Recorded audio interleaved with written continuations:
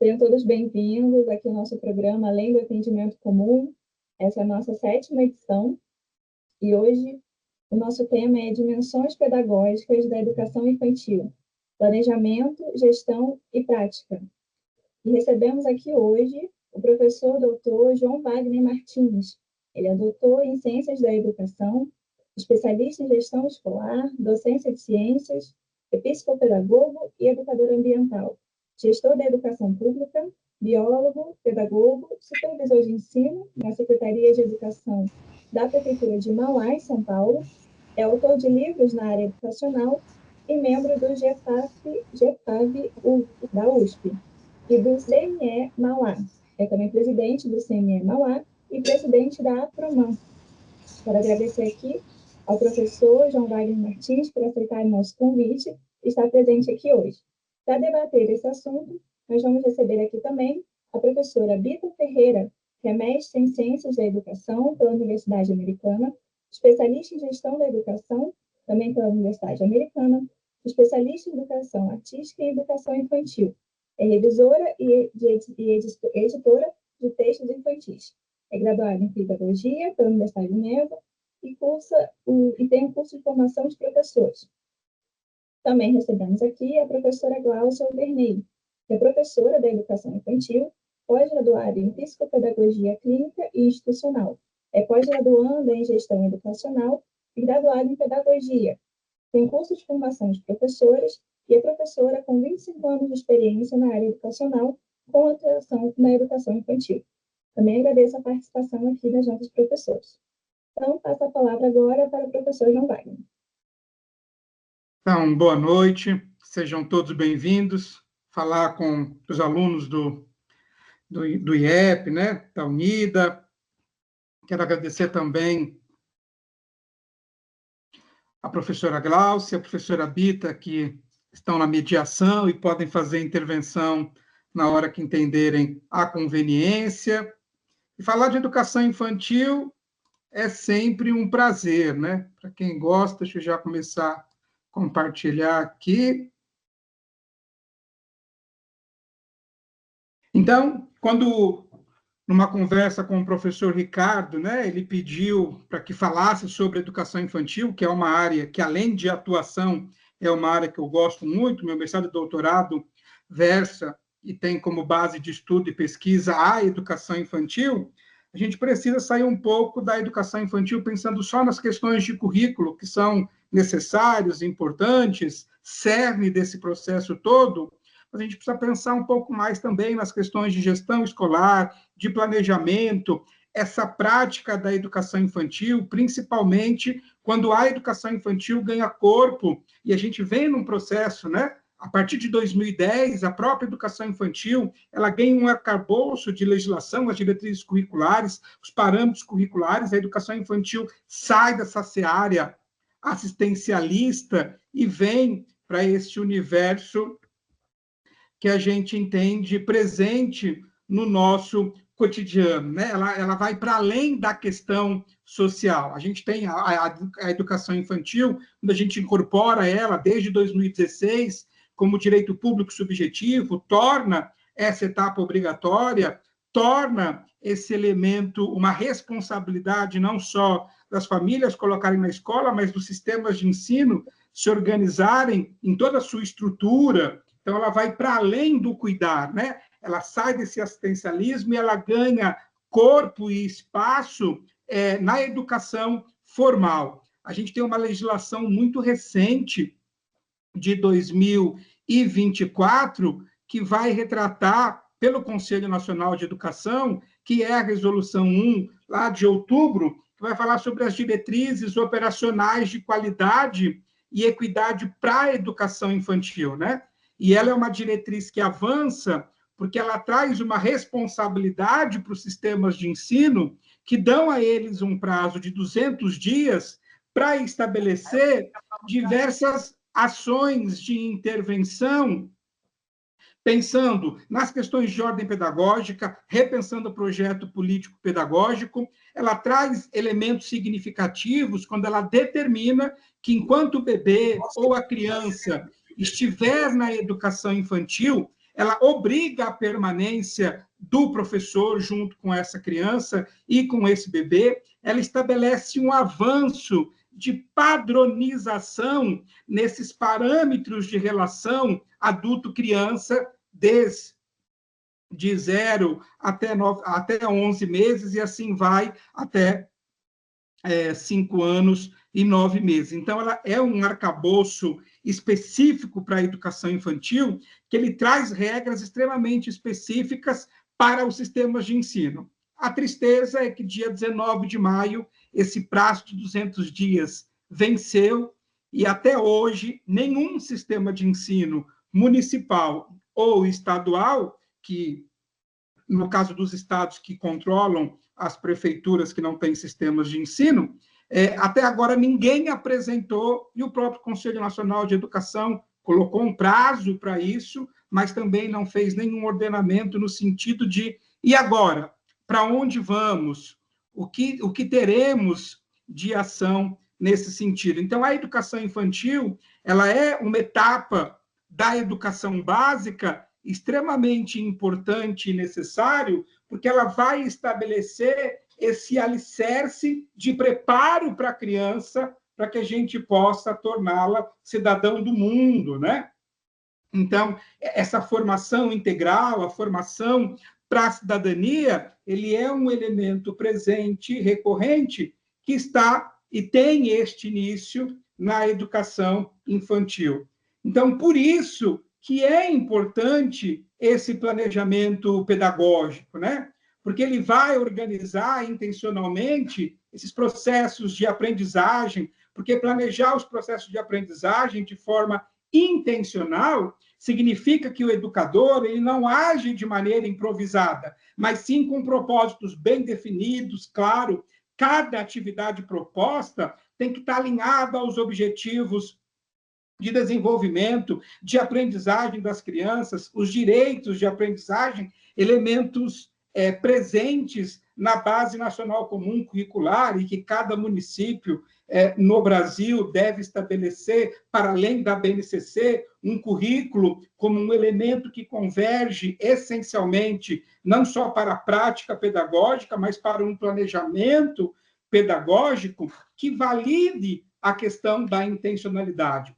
Porque a intencionalidade, ela permite que o professor faça escolhas pedagógicas que sejam conscientes, que sejam fundamentadas, que sejam relevantes para o grupo, né? Então, basear na informação dos interesses das crianças, essa coerência entre os objetivos, entre a atividade, entre a avaliação, a necessidade de um planejamento que ele seja eficaz, que ele mantenha a coerência entre os objetivos propostos, as atividades desenvolvidas, os instrumentos de avaliação que são utilizados. Quando isto acontece, essa coerência entre a atividade, o instrumento e o objetivo proposto, a gente garante um percurso pedagógico que ele seja muito mais consistente e formativo, porque as atividades elas devem estar voltadas para o alcance desses objetivos que são traçados, né?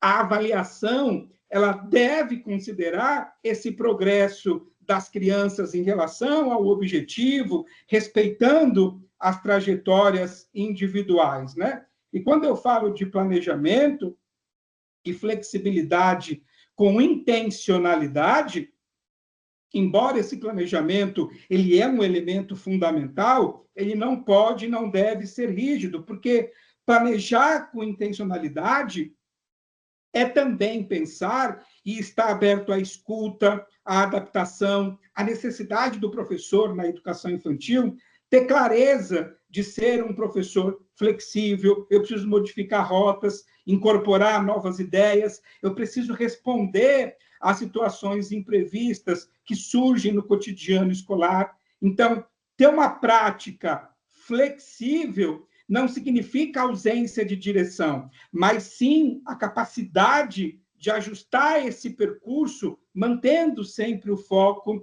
nos objetivos pedagógicos, né? Porque o planejamento ele é um instrumento vivo e ele precisa dialogar o tempo inteiro com essa realidade que é presente no grupo.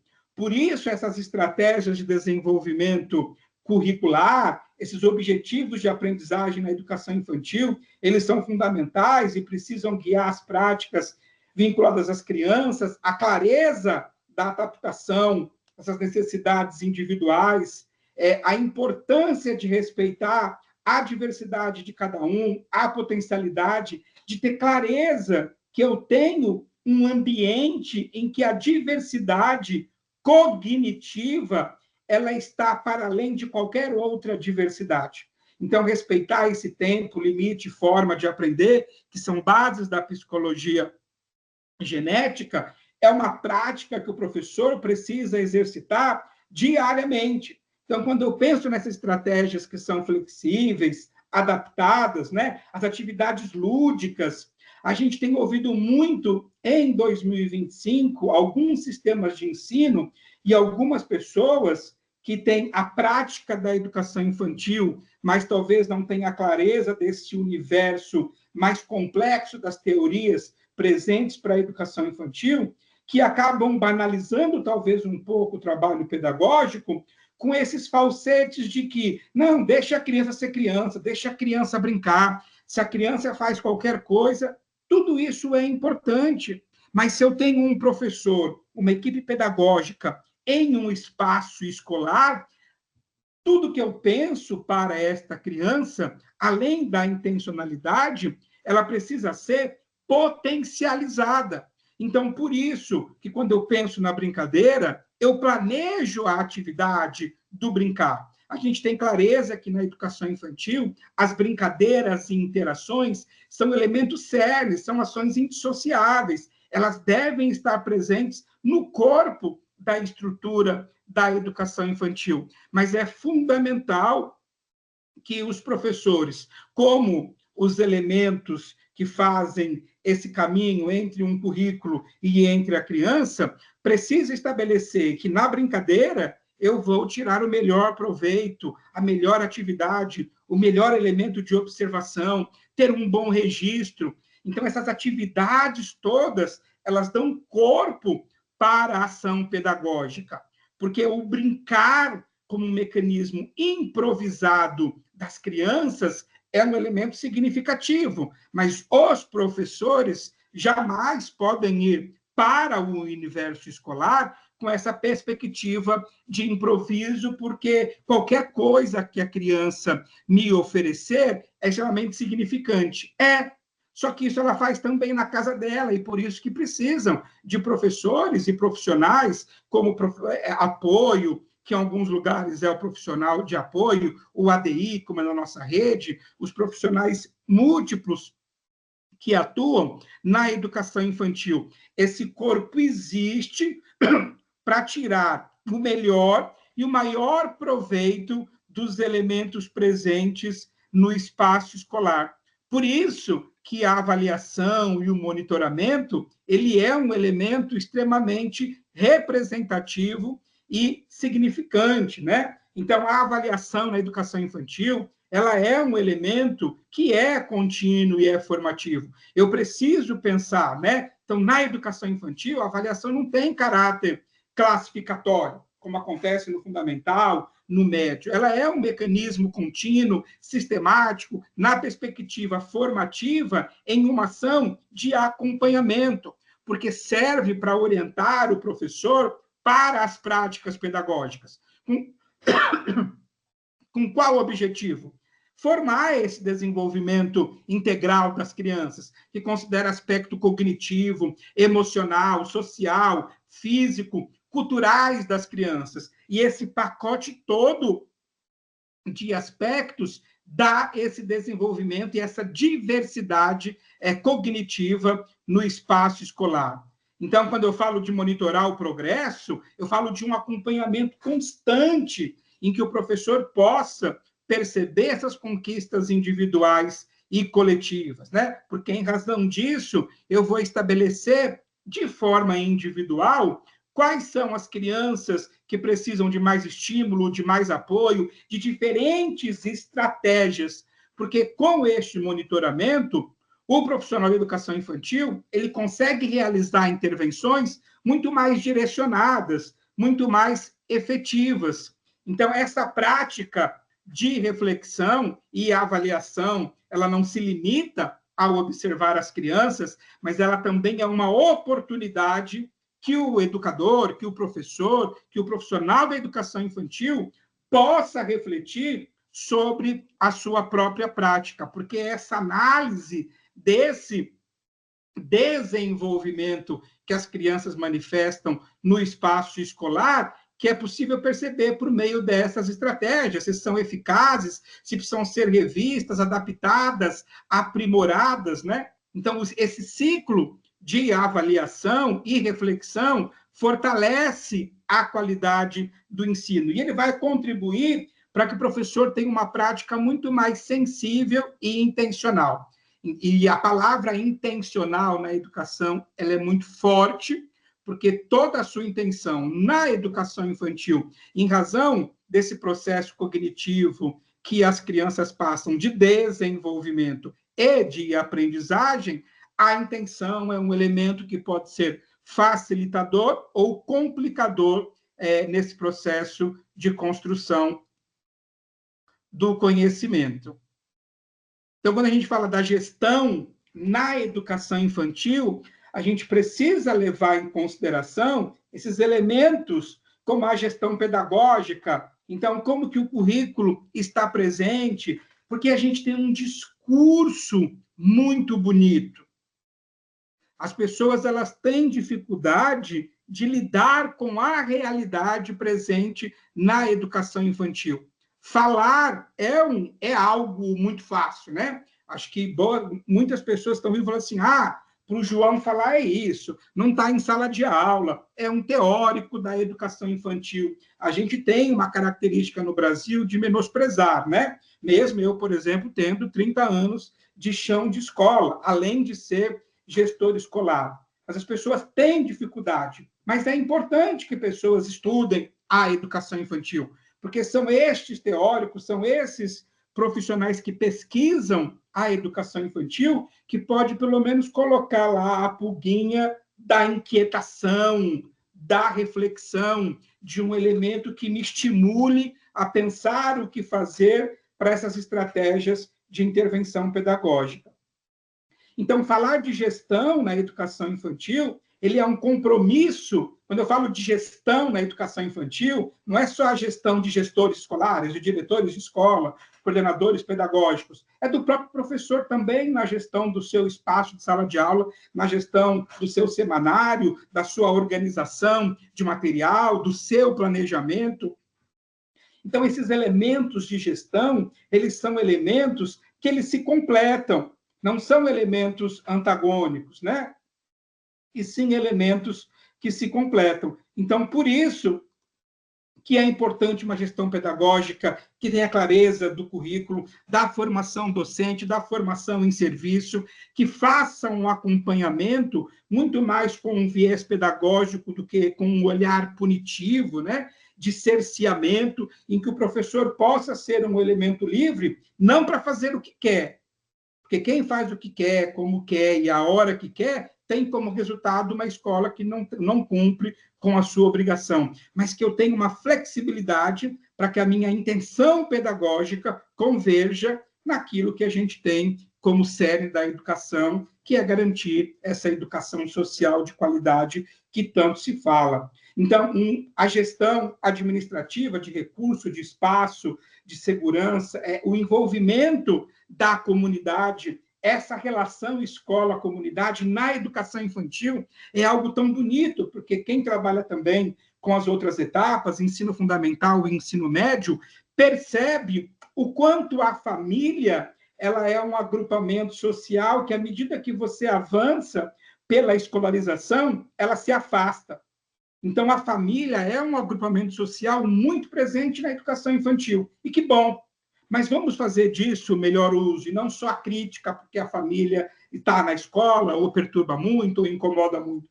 Trazer essa família como um elemento também que pode e deve potencializar os mecanismos de ensino e de aprendizagem, claro, levando em consideração os inúmeros problemas que a nossa realidade, principalmente das escolas públicas, elas atravessam e enfrentam no Brasil. Porque a gente tem que ter uma gestão que vai pensar e vai viabilizar esse planejamento, né? Então, quando eu falo de formação e capacitação dos educadores, né? Então, essa formação contínua, essa necessidade que a gente tem de aprender, as reuniões pedagógicas, porque as pessoas reclamam muito. Ah, porque na reunião pedagógica ninguém discute. Ah, porque na reunião pedagógica eu fico lá sozinho. Ah, então não deveria ter reunião pedagógica. Olha o olhar. Não, a reunião pedagógica ela é extremamente necessária e importante. O que a gente precisa fazer é validar o papel da formação e capacitação dos profissionais da educação em serviço. Então, é necessário que os sistemas de ensino, que as escolas invistam, e quando a gente fala desse investimento, não só necessariamente financeiro, mas o investimento para que eles tenham acesso aos bens de informação, às tecnologias de informação, que possam participar de curso, fórum de discussão, que possam ter elementos de pesquisa para que eles possam, para além de novas práticas educativas e novas metodologias de ensino, que eles possam, de fato, colocar isto em prática, adaptando a sua realidade, ao seu universo, aos elementos que estão presentes em sua comunidade. Por isso, então, que a gestão de recursos ela é um elemento extremamente importante e significativo, porque quando a gente tem essa gestão de recurso e infraestrutura, que envolve não só as paredes e o prédio da escola, mas os recursos de materiais pedagógicos, de materiais didáticos, de insumos de papelaria, de insumos de higiene, a gente consegue desenvolver melhor esta ação de intervenção. Então, uma boa gestão de recurso ela é essencial para garantir o que a gente chama de pleno funcionamento das instituições, sala, pátio, banheiro, organizar material pedagógico, livros. Então, a administração das instalações, do cuidado com o prédio, né? Organizar o material pedagógico de forma também que fique fácil, né?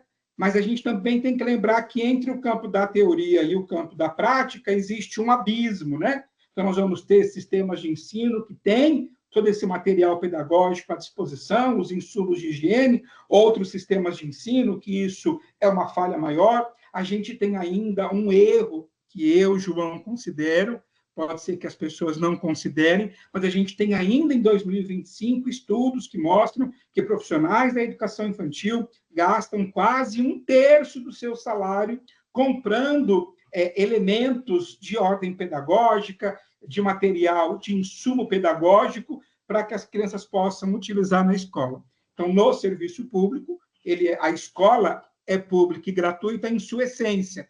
Então, de modo geral, é um erro acharmos que é normal professor despender de 1/3 do salário. Isso tem estudos, a Unesp, inclusive, já publicou isso em São Paulo, do tanto, né, 1/3 do salário que se gasta para comprar insumos para o serviço público, quem tem a obrigação de oferecer. Por isso que as gestões escolares, nesse caso, precisa repensar nesses elementos. A parceria com o uso com a comunidade, o uso eficaz de recurso, o cuidado, né?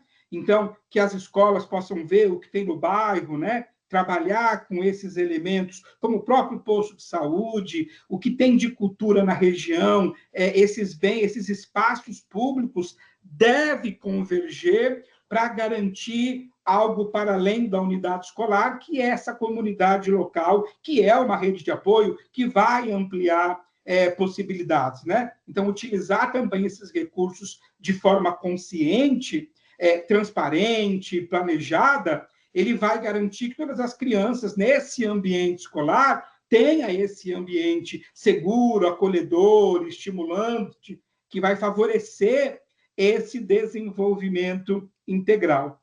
E aí, para isso, a gente tem a prática pedagógica na educação infantil, como os elementos de interação, brincadeira, experiência. Então, esses elementos vivenciados, as crianças exploram, elas descobrem, elas testam hipótese, constroem conhecimento, elas se relacionam com os colegas, com os adultos, as interações são elementos presentes na educação infantil, o bom uso dos espaços, os materiais como recursos educativos, porque ambientes bem organizados, rico em estímulos seguros, desafiam e ele contribui para o desenvolvimento da criança, né?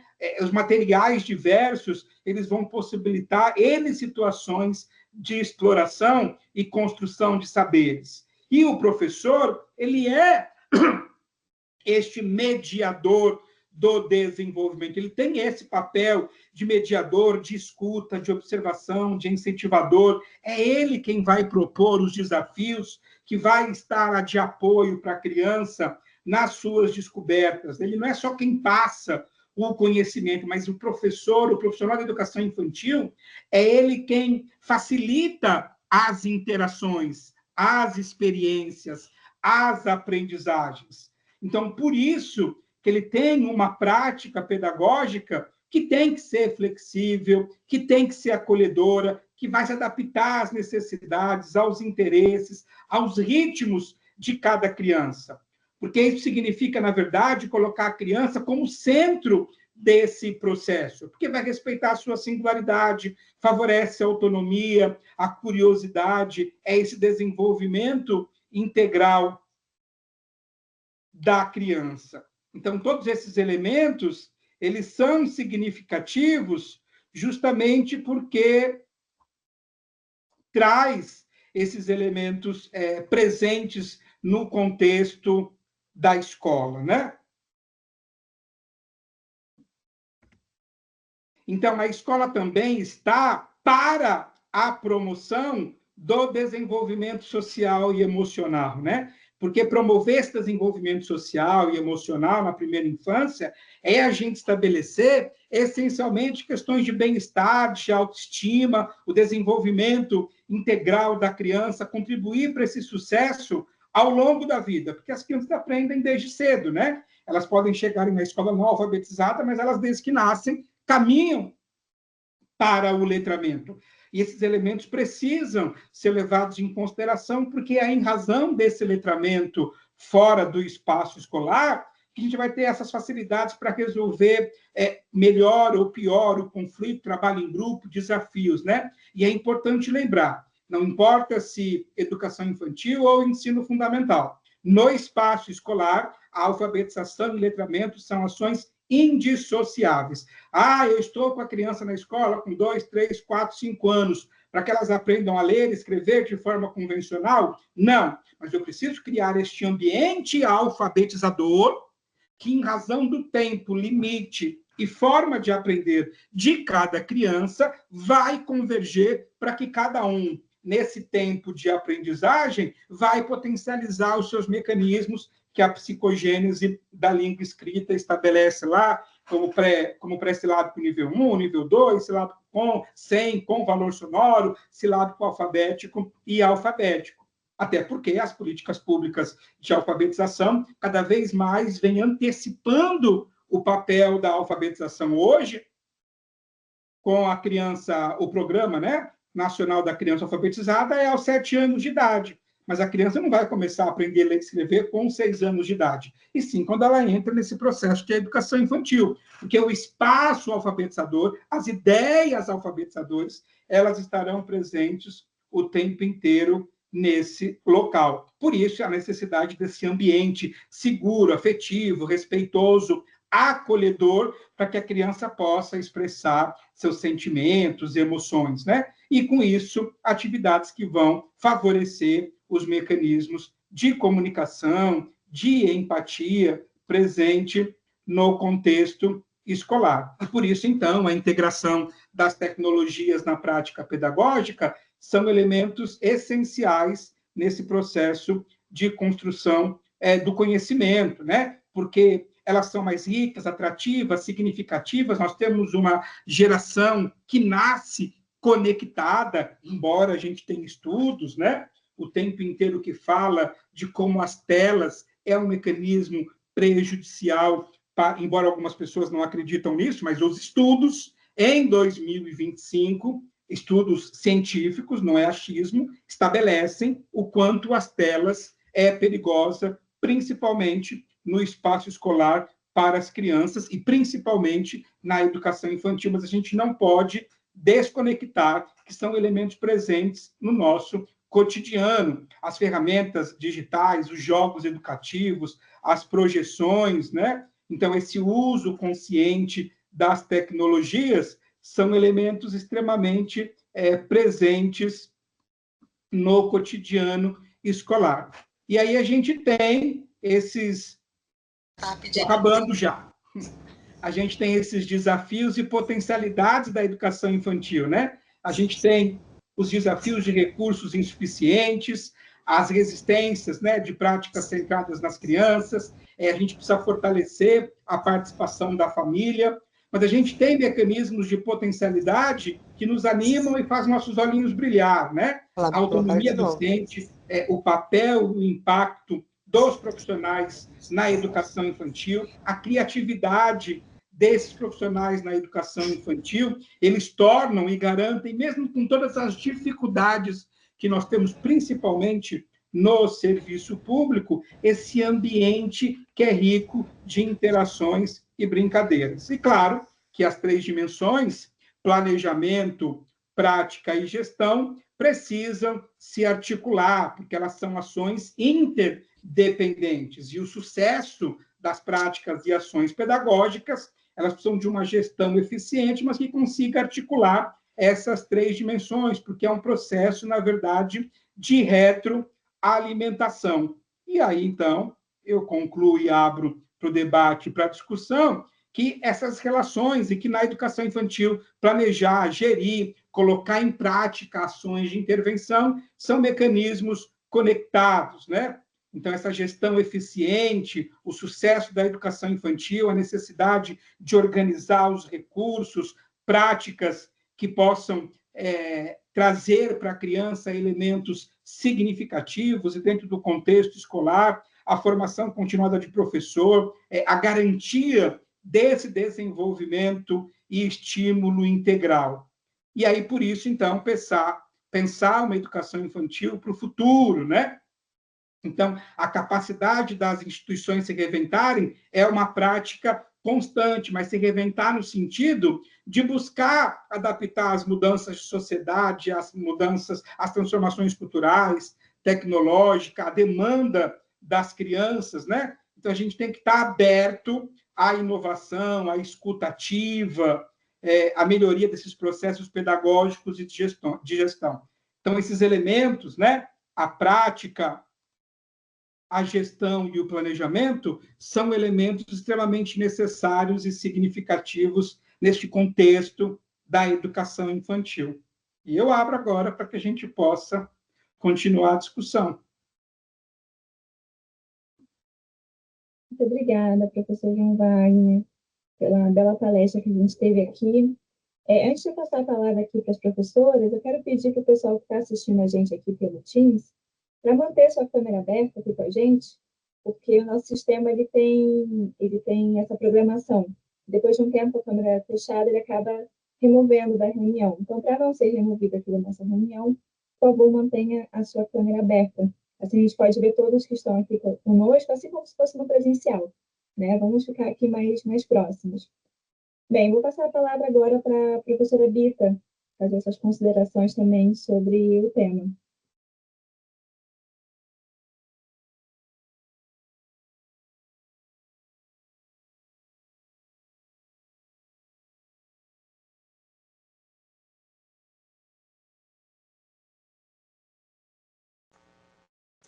Não estava conseguindo abrir meu microfone. Então, professor, o senhor estava falando aí sobre educação infantil, eu estava aqui viajando, porque assim, eu sou apaixonada. Trabalhei muitos anos com educação infantil e séries iniciais. mas assim, a minha paixão mesmo é a educação infantil. Todo o meu estudo, toda a minha especialização foi em cima da educação infantil. E o senhor falando assim, a gente vai absorvendo, absorvendo, vai viajando mesmo. E assim como o senhor falou, o senhor fez uma observação sobre que o brincar, né, é uma atividade essencial para o desenvolvimento cognitivo e socioemocional da criança, né, que é através do brincar que a criança assimila o mundo e o que está ao seu redor, explorando e experimentando de uma forma lúdica e espontânea, né? E eu, assim, que nem eu falei que eu trabalhei com educação infantil muitos anos e sempre procurei estudar muito sobre. O senhor falou uma coisa aí, tocou num assunto, num tópico, sobre o brincar, né? Eu acredito que tudo da educação infantil, todo o conteúdo a ser trabalhado, todas as atividades, parece até que é muito forte eu falar todas, né? Pode ser que amanhã eu mude minha opinião, mas hoje digo todas. Elas devem ser elaboradas a partir de, que nem o senhor falou também, de materiais, ambientes organizados, de materiais diversos, né? Tem que ser muito bem organizado. É mais fácil entrar numa sala de aula com caderno, com material, livro na hora e dar uma aula, do que você preparar uma aula lúdica, uma aula com as brincadeiras, porque não é simplesmente brincar, vou colocar um jogo ali para a criança brincar na mesa, outro no chão para passar o tempo. Não, não é isso. As brincadeiras, elas têm que ter um significado. E tem que ter um significado e tem que despertar o interesse na criança. A cada passo, um interesse maior. A cada passo, um interesse maior. Que é a partir daí que ela quando ela vai fazer a sua dramatização de uma situação, é aí que ela vai ter esse contato com os amigos, até com os professores, com os mais velhos, e a partir daí com o mundo. E ela leva isso, inclusive, essa vivência para casa. Só que às vezes ela chega em casa, eu digo até que na maioria das vezes chega em casa e vai fazer algo para a família, ou para o irmão, ou para alguém, que ela vivenciou na escola, que ela gostou muito, de uma forma lúdica, ou seja, uma brincadeira que ela fez, e em casa as pessoas não vão dar importância, aquilo acaba desestimulando a criança. Por isso que o senhor falou em algum momento aí também, de fazer esse trabalho junto também com a família, não só a escola. A educação infantil, eu vejo, né, e acredito que o senhor também, muitas pessoas, e assim como quem trabalha com a educação infantil, que a educação infantil é a base. É a base para o aprendizado, aí vai para as séries iniciais e assim vai. E a ludicidade, de certa forma, ela inicia, eu vejo que ela inicia no, na, na, na educação infantil, mas ela também continua pelas séries iniciais, inclusive, eu vou até além. Ela ultrapassa, ela vai para um Fundamental 2, ela vai para um médio. Eu, quando estava fazendo mestrado, teve uma pessoa um enfermeiro de Niterói, ele estava contando que ele trabalhando, dando aula na universidade, uma universidade de Niterói, ele usava material concreto, que ele pegava até de um navio de um amigo dele, que quando vinha de fora, ele pedia esse material emprestado para trabalhar de forma lúdica com os alunos dele na faculdade. Então, eu sou uma pessoa que eu defendo muito, muito mesmo, a ludicidade de uma maneira geral. Porém, ela tem que ser elaborada, ela tem que ser muito bem estruturada, e as pessoas que trabalham com os professores, os coordenadores, os gestores, de que forma for, eles têm que saber o que estão fazendo, não brincar por brincar, e sim brincar para que a criança possa explorar, né, e tenha uma espontaneidade de realizar essas atividades. Era isso que eu queria concluir em cima do que o senhor falou. Obrigada, professora Brita. Vamos chamar aqui a professora Gláucia para dar sua contribuição também aqui ao debate.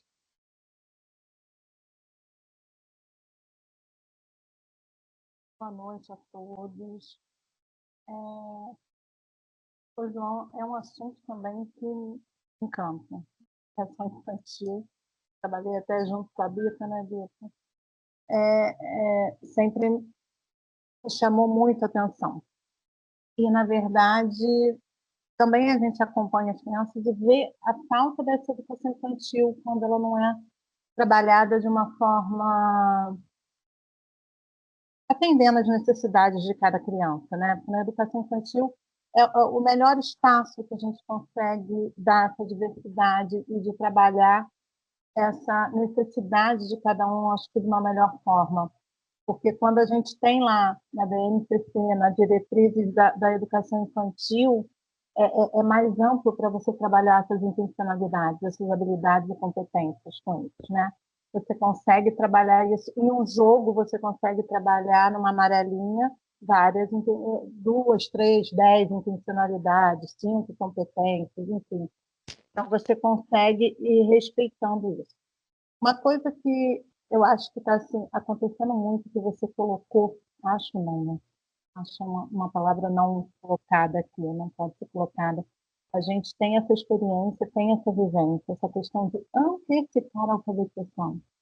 Os profissionais estão confundindo esse ambiente alfabetizador com a antecipação da alfabetização. E escola boa é aquela da educação infantil que já a criança já sai lendo e escrevendo, né? E o outro não alcançou aquilo, ele não conseguiu se alfabetizar. Não era tempo de se alfabetizar. Né? E a gente entra novamente na questão da psicologia, e está no momento dele, agora esse é o melhor momento. Não é o melhor momento, né? Aprova, reprova, enfim. Então, eu coloco muito essa coisa desse antecipar da alfabetização. É uma pergunta que eu gostaria também. O senhor, que vem pesquisando sobre isso, acha que isso está colocado com os profissionais ou com... Porque dentro da BNCC, é claro que você não vê essa antecipação. E tudo tem o seu momento, tem as intencionalidades para trabalhar. Mas as escolas, principalmente as privadas, fazem isso, né? Como se fosse uma venda. E a gente, quando fala em educação, a gente fala em progresso, né? Em etapas, que ninguém tem uma etapa para aprender. As etapas de aprendizagem têm que ser vivenciadas, senão elas não vão passando de uma etapa para outra. Enquanto ele não vivencia uma, ele não passa para outra.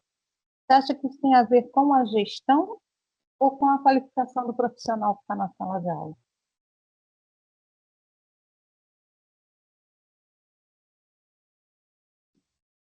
Ótima pergunta. Na verdade, a gente tem um problema de ordem política. A gente tem, por exemplo, a gente teve já, né, o PENAIC, e agora tem o Compromisso Nacional Criança Alfabetizada. E aí o próprio governo nacional cria os municípios bronze, ouro e prata em alfabetização. E a gente tem políticas públicas hoje de educação, o próprio Plano Nacional de Educação, que está para ser votado para os próximos 10 anos, ele vai vincular as questões de resultados de avaliação, inclusive para repasse financeiro. Então, embora a educação infantil não tenha esta obrigação, não é o local para alfabetizar, é o local para ter o espaço de alfabetização, em que você potencializa esses elementos pela brincadeira, a intencionalidade, currículo, planejamento, essa questão dessa diversidade organizada, esses tempos de aprendizagem. Mas existirá e existe uma cobrança que é política, porque se antes era aos 8 anos para alfabetizar, agora as políticas aos 7. No Congresso Nacional, por exemplo, a semana passada, na Comissão de Educação, tinha gente defendendo que a avaliação do Compromisso Nacional da Criança Alfabetizada se dê em dezembro do primeiro ano do ensino fundamental, que é para ver se ao final do primeiro ano a criança está alfabetizada ou não.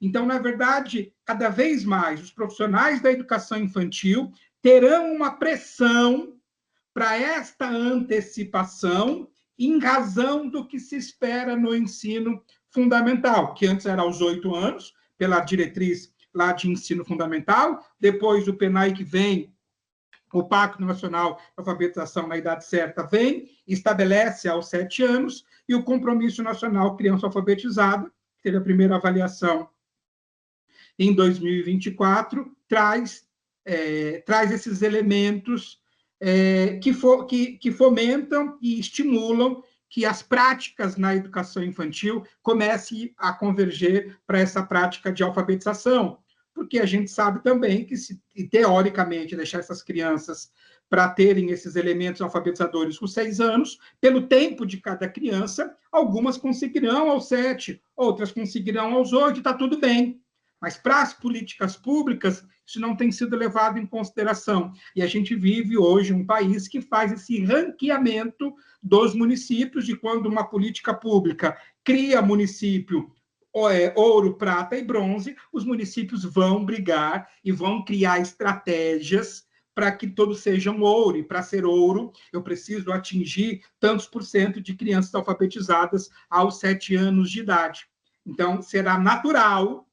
Isso não significa que seja o correto ou que se pense pedagogicamente, mas será natural que os políticos, que de modo geral não entendem de educação, tampouco de educação infantil, então vão começar a ter uma pressão junto aos profissionais da educação infantil que comecem a antecipar as etapas, porque a gente sabe que a educação infantil, nesses conteúdos curriculares, o conteúdo procedimental e atitudinal é esse elemento balizador, enquanto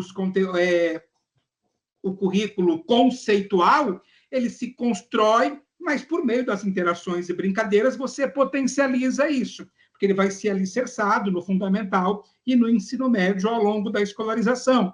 Mas a gente tem uma questão política que talvez esteja não enxergando e inviabilizando, de fato, o trabalho dos profissionais da educação infantil. E aí é um atropelo, né?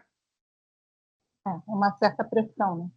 Enquanto a gente não conseguiu alcançar ainda o último, né? Eles já estão criando o próximo. A gente tem problemas, por exemplo, de IDEB, de 5º e 9º ano, que os municípios deveriam se preocupar muito com isso, mas agora a grande preocupação é se você é ouro, prata ou bronze aos 7 anos de idade no Compromisso Nacional Criança Alfabetizada. E para isso acontecer, tem que se pensar em estratégias políticas, deixando o pedagógico, este olhar pedagógico para esta diversidade cognitiva, começando a pensar num currículo que, mesmo de forma mascarada, vai forçar os professores a alfabetizarem a partir dos 4 anos de idade. Aí vamos ver se as crianças conseguem, né? Porque elas é que estão recebendo tudo, né?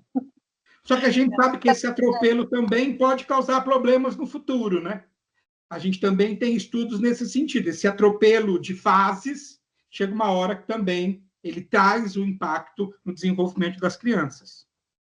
Um outro ponto que eu acho que o senhor trouxe foi a questão da família, né? A família está junto com a gente. Rita também falou disso, né? Dessa importância da gente ter essa escuta da família, principalmente quando a gente fala de uma inclusão de uma forma geral, não específica, né? Mas quando a gente fala de incluir as culturas de cada bairro, né? A educação, o que vem, né? Para a palavra não é só a cultura, mas principalmente a cultura dessas famílias, né? Que são muitas, como vem, vivência deles, porque na educação infantil, o senhor falou até de um passeio dele conhecer esse bairro. Tem criança que não sabe do bairro, o que tem no seu bairro. Eu moro numa região aqui no Rio de Janeiro, onde tem um quilombo, onde, dependendo da escola que você for, muita maioria dos alunos não conhecem o quilombo da região do bairro onde mora. Né, temos um sítio arqueológico também próximo. Muitos nunca foram com as suas famílias visitar, né? E aí fica assim a vivência, parte da escola fazer esse passeio.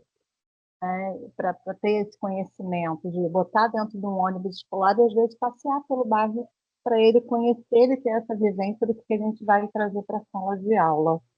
Tudo Sim, bem? moça. Fique à vontade. Caso alguém queira também abrir o microfone para perguntar, professor Ricardo? Professor João, você acha que tem alguma prática de gestão que favorece assim, essa integração entre a família, a equipe pedagógica e a comunidade escolar para ajudar essas crianças na educação infantil? Tem a gestão colaborativa. O dia que a gente entender que o gestor escolar ele tem um papel importante e responde, por exemplo, os diretores de escola respondem por qualquer ação pedagógica ou administrativa da unidade escolar, mas que eles não são donos da escola e que essa articulação, gestão, professor, funcionários, alunos e comunidade, a tomada de decisão, quando ela vai para o aspecto coletivo ou colaborativo, ela faz com que estas respostas das ações elas ganham, inclusive, um peso mais satisfatório. A noção de pertencimento, então, como a Glaucia disse agora há pouco, né, de conhecer, quando os alunos conhecem a escola, conhecem o território que ali estão, eles ganham essa noção de pertencimento.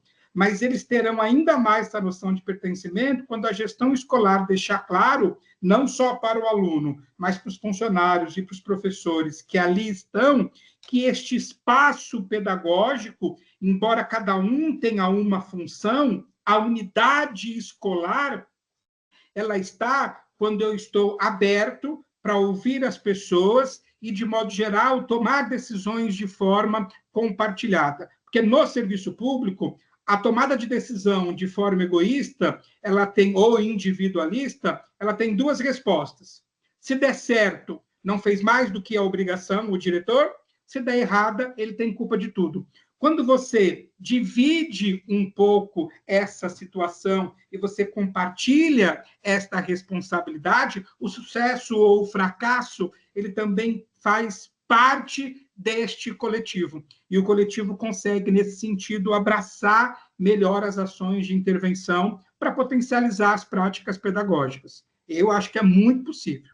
Eu acho não, eu tenho certeza que é muito possível. Não é nada fácil ela, né? Não, é muito difícil. Lidar com o ser humano é algo difícil. Com vários seres humanos é ainda mais.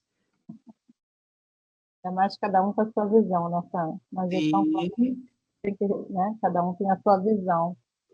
Cada um tem a sua vivência, a sua prática, o que traz como referência. Do mesmo jeito que o professor lida com uma diversidade muito grande em sala de aula, o gestor escolar lida com uma diversidade para além, porque é a diversidade de pensamento dos professores, dos alunos, dos pais. Então, gerenciar esse coletivo também não é fácil.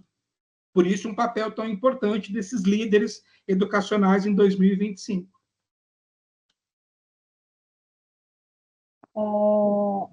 Uma última pergunta que seria um pouquinho sobre o currículo, que às vezes a gente percebe alguns colegas com uma dificuldade em relação a esses elementos que vêm no currículo, né? Com a prática centrada no brincar, sem a gente perder essa intencionalidade. Às vezes, o profissional ele se sente um pouco bagunçado com isso. Acho que até a Rita pode falar, não sei. Rita que fala bem do brincar em relação a essa intencionalidade de não ser perdida, né?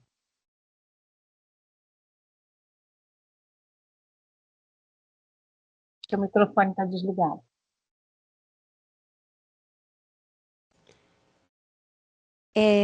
Sua voz foi um pouquinho rouca, eu não entendi muito bem o que você falou, desculpa. Estava falando... Você falou em relação ao brincar, isso eu entendi. E esses elementos que a gente tem que cumprir um currículo, né? Na verdade, tem algo a ser cumprido, com uma intencionalidade pedagógica, né? E da gente não perder, que essa intencionalidade seja centrada no brincar, de não perder esse brincar para fazer o sentido para o indivíduo dessa idade, né, para a criança.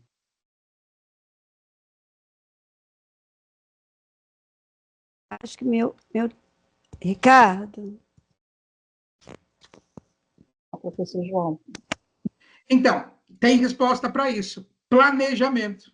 É no planejamento que a gente consegue ter essa análise do currículo e pensar na intencionalidade da aplicação.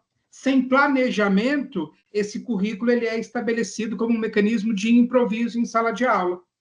Então, quando o professor planeja a sua ação de intervenção, seja pelos semanários, por plano de aula, plano de trabalho, como cada lugar no Brasil chama de um jeito, é este planejamento que valida a intenção, no caso dos currículos que têm os campos de experiência, os direitos de aprendizagem, os objetivos de aprendizagem, é este planejamento que faz com que o professor consiga se organizar pensando na intencionalidade e por meio das brincadeiras e interações que ele vai conseguir potencializar essa aprendizagem. Então, o planejamento ele é essencial para garantir isso. Ok. Alguém quer perguntar? Pode levantar. Eu queria fazer uma pergunta. Desculpa, professora Glaucia, é que eu não estou conseguindo levantar a mão aqui. Já estou com o dedo levantado aqui um tempão. Desculpa, estou falando demais. Né? Professor, eu não sei se vou fazer uma colocação aqui e queria, não sei do seu nível de conhecimento, né? Eu tive agora, em fevereiro, eu tive na Inglaterra e tive na Suécia, e a sensação que eu tenho, parece que as pessoas já nasceram com uma bagagem enorme de educação e cultura. Agora, pulando para um outro lado, trabalho nos últimos 25 anos com estrito senso, onde a gente espera que a pessoa que chega para fazer um curso de mestrado, doutorado e pós-doutorado já tenha uma certa bagagem, né? E a gente esbarra ainda com muita dificuldade.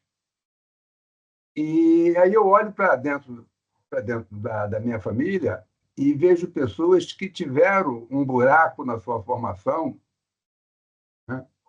E aí eu vejo de perto isso, eu sinto na pele, né? Que esse buraco faz falta na contagem geral, né? Faz falta. Especificamente uma pessoa que ficou sem estudar na educação infantil durante uns 3 anos e depois fez uma prova durante 2 ou 3 meses e resolveu aquele problema lá e foi em frente. Mas ficou um vazio. Você consegue conversar bem, mas chega num determinado ponto, você vê que falta alguma coisa ali. Então, como eu entendo também que esse processo é um processo evolutivo, e aí eu encontro nos meus alunos, né, de estrito senso, eu encontro também esses buracos. Aí eu não consigo entender direito. Aí eu não sei se o senhor tem conhecimento de como é que o ensino é fora do Brasil, de uma maneira geral, né? Mas essa percepção minha tá muito errada de eu achar que na Suécia o pessoal já nasceu daquela maneira. Entendeu? Tem resposta para isso. Então, por favor. O próprio Demerval Salviano, quando conta a história da educação no Brasil, ele pontua para a gente um erro clássico do Brasil, né? O Brasil tem por hábito, na sua educação básica, copiar práticas pedagógicas de sucesso, principalmente dos países da Europa. E aí o que acontece é que a gente não faz nenhum tipo de adaptação. Então, falar de Emília Ferreiro, Diana Teberoski, Beatriz Nogueira, Thelma Vaz, Yara Prado, que são autores de alfabetização, e, por exemplo, a Ana Teberoski e a Beatriz Nogueira, elas têm um livro que estabelece basicamente as práticas de alfabetização, inclusive são os elementos que norteiam as avaliações aos 7 anos de idade, escrita, fragmentação de palavra, de texto. E aí, o que a gente tem? Nesses países, a gente tem esse processo de alfabetização que começa lá na educação infantil, com 3 crianças e um professor em sala de aula. E nós vamos ter lá no 5º ano do ensino fundamental, que seria a nossa equivalência, 11 crianças com professor em sala. Então, você tem um mecanismo de potencializar a aprendizagem que ele é prático e concreto. Quando o Brasil copia esta prática de alfabetização, que tem como base a psicogênese da língua escrita, lá a partir da década de 80, essa pedagogia que vem depois da pedagogia libertadora, lá para próximo de 96, que junta com a psicologia genética, o Brasil traz isso como algo inovador, essa prática construtivista, só que aí coloca, nós temos salas com crianças de 4 anos de idade com 35, 40 crianças no Brasil. Então, é inviável, e aí por isso que lá uma criança com 4, 5, 6 anos de idade vai ter um repertório e uma prática, porque foi permitido viver aquilo que a gente teoriza, aquilo que a gente copia desses países como prática de alfabetização e letramento, né? Esse sistema alfabético que tem como base Emília Ferreira, Ante Beroski, e aí a gente coloca em prática com 30 crianças em sala de aula. E aí esse é o grande problema do Brasil, que, por história, na educação básica, sempre copiou práticas de sucesso de outros países, principalmente os europeus, mas na hora de colocar em prática, não adapta. E aí, claro, que vai ter um contraste de ideias, porque é inviável uma ação pensada para 4, 5 crianças, colocar para 35, 40 aqui com 4 anos de idade. Com um professor em sala de aula, 2 no máximo, e olhe lá. Então, essa é uma das respostas que os autores que pesquisam isso vai apontar. O Brasil copia, mas não faz nenhum tipo de adaptação para a sua realidade. Então, por isso que a gente vai para a Europa e tem essa percepção mesmo, todo mundo já nasce gênio. Obrigado, professor. Glaucia, com você.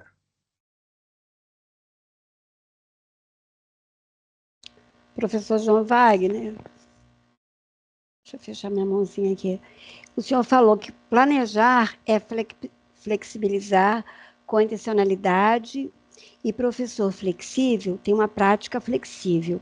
Até em cima do que o senhor falou agora, como que um professor ele consegue, com uma turma, mesmo que ele faça esse planejamento, que ele se organize dessa forma, é possível que ele consiga, numa turma de 30, 25, 30, 35 crianças, trabalhar dessa forma?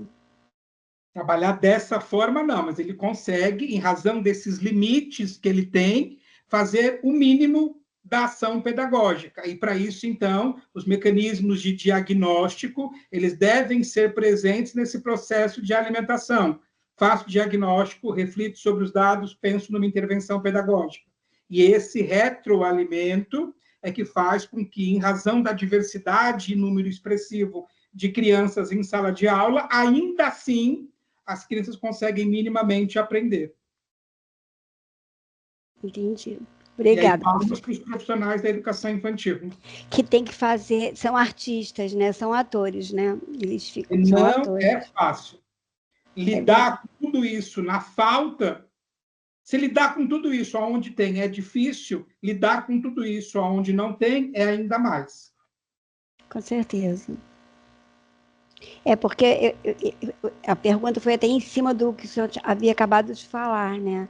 Que uma turma pequena, de 10, 12 crianças, 15, mas quando passa de 25 para cima, mesmo com 2 professoras, né, por sala, por mais que o professor tente ser muito organizado, não consegue fazer da forma como ele planejou. Mas o planejamento também não é engessado, não é engavetado, né? Ele mais uma espiral que ele vai e volta, que o senhor falou. Vai fazer o diagnóstico para voltar e ver onde pode ser feita a intervenção. Só lembrando que aqui em São Paulo, na maioria das prefeituras, 4 e 5 anos para a escola, de modo geral, são os professores sozinhos, com até 44 crianças em sala de aula, de 4 ou 5 anos de idade. Pensando na realidade dos inúmeros municípios. Isso a gente vai depender de grupo para grupo. Que há grupo vai conseguir trabalhar. Então, aquela coisa, se o professor conseguir ficar em sala de aula e conseguir manter os 44 das 7 da manhã a meio-dia vivos, está de parabéns. Porque também existe um abismo entre o que a gente teoriza, que é bacana, que é importante e necessário, mas entre a realidade. Porque tem uma demanda de cuidado essa idade, né? De um apoio ao banheiro, coisa que os maiores já não têm, mas os menores têm. Até de abrir algum alimento, né? Abotoar. A rotina básica, de ir ao banheiro, se precisar escovar dente, se machucou alguma coisa, se cortou, não tem nem funcionário. A gente tem uma dinâmica que é muito difícil. Por isso, sempre os meus parabéns a quem atua na educação infantil. Que não é fácil. Apoio. Pessoal, alguém quer fazer uma pergunta ao professor? Não? Então, o professor João Wagner pode suas considerações finais, suas palavras finais para a gente, que para mim foi maravilhoso esse encontro à noite de hoje. Eu quero agradecer mais uma vez o convite, dividir esse debate com a professora Bith e com a professora Gláucia, agradecer o Instituto IEP, na pessoa do professor Ricardo, que fez o convite, com quem a gente conversa sempre, agradecer quem está aqui assistindo, e essencialmente não tem muitas palavras, né? A minha gratidão sempre é aos profissionais que atuam na educação infantil, porque para que eu, inclusive, seja um pesquisador e um teórico da educação infantil, precisa que pessoas estejam diariamente nessa labuta, tentando, que não fazendo o improviso, mas fazendo o possível, garantir ainda uma educação de qualidade. Então, a estes sempre, aos profissionais da educação infantil, é que tenho a minha gratidão e o meu respeito todos os dias. Bom, professor João Wagner, mais uma vez, né, agradecemos a sua presença, agradecemos a sua participação e, com certeza, saímos mais fortalecidos com as suas palavras. Muito obrigada. Eu agradeço. Bom, gente, uma boa noite. Professor Ricardo, quer falar mais alguma coisa?